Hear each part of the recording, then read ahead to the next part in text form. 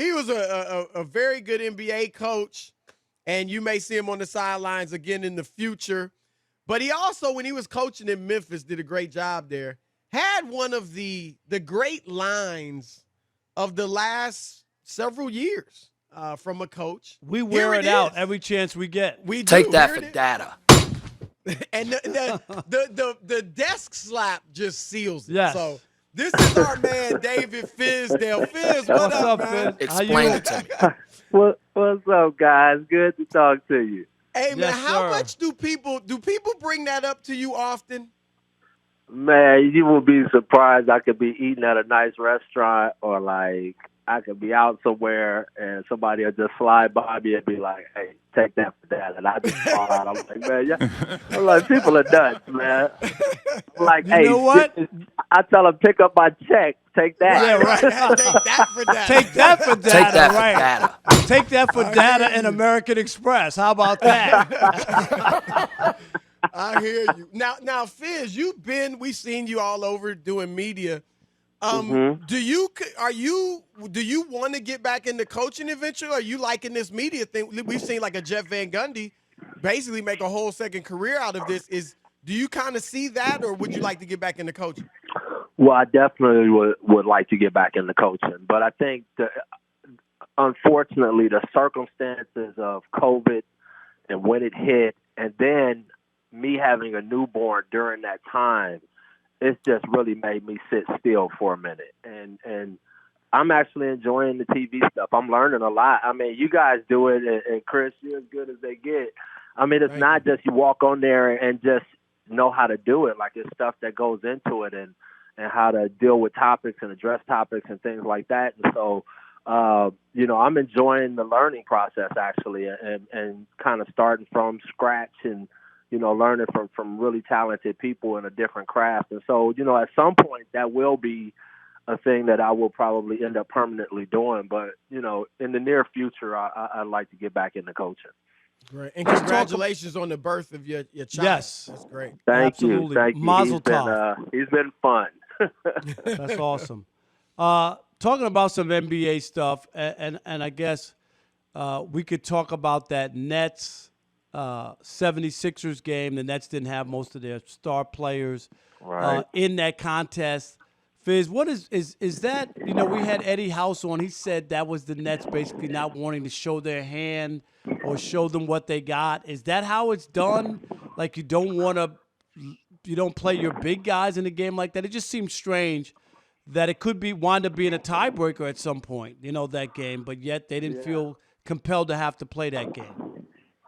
Well, I think I've seen it done multiple ways. What Eddie is saying is definitely something I've seen done before, where coaches strategically may keep a guy here or there out. But I think also, in today's NBA, I think sometimes, they just mark a date and say, we're going to keep guys out because we got to make it through this whole season. And I think if you look at what's been happening through the injuries and things like that, I think teams are starting to be a lot more cautious about how they push their guys and when they push them and, all of those things. And so I think it could definitely be a combination of both. But I think Eddie makes a valid point.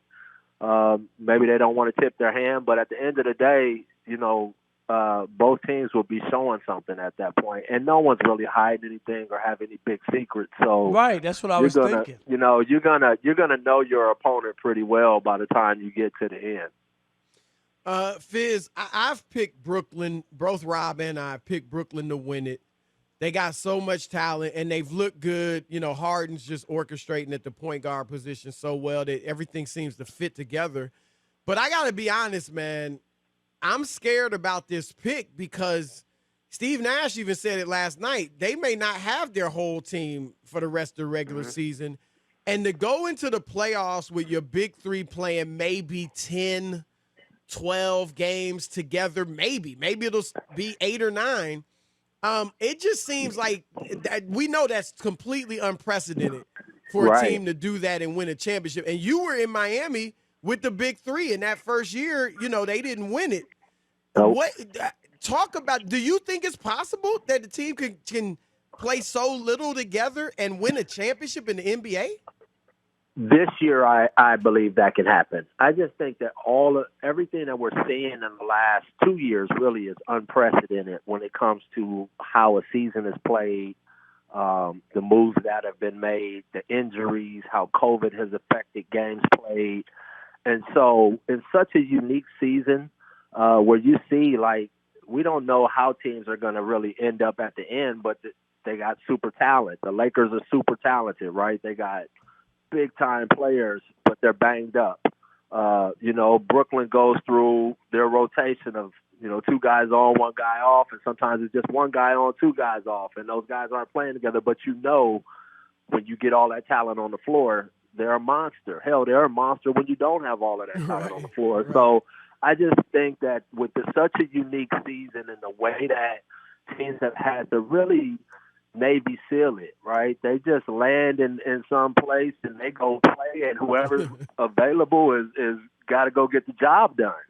And I think that's helping teams in some ways, and I think all the teams have had to face it. And I would rather be the team that has all the talent dealing with that circumstance than a team that's just holding on by a thread who has a very low margin for error.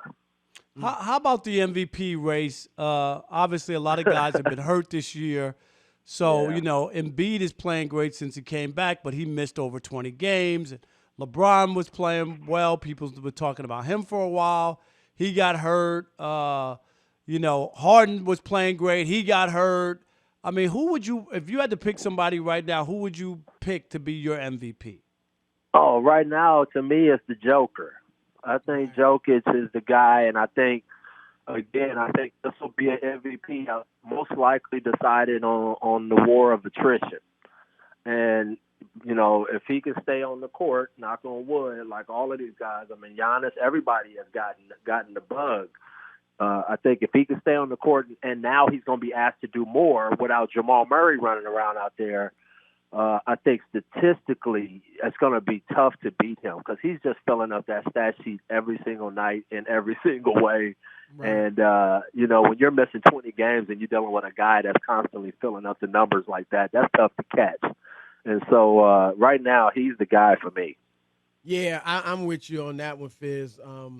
Let me ask you this last thing about the Lakers. Now, we know they got LeBron and AD coming back at some point, and then Andre Drummond's there.